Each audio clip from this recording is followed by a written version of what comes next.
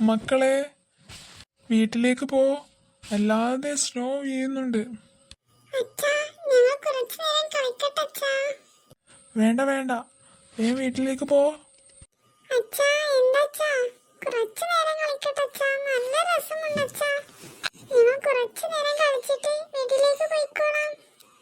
വേണ്ടാന്നല്ലേ നിങ്ങളോട് പറഞ്ഞത്?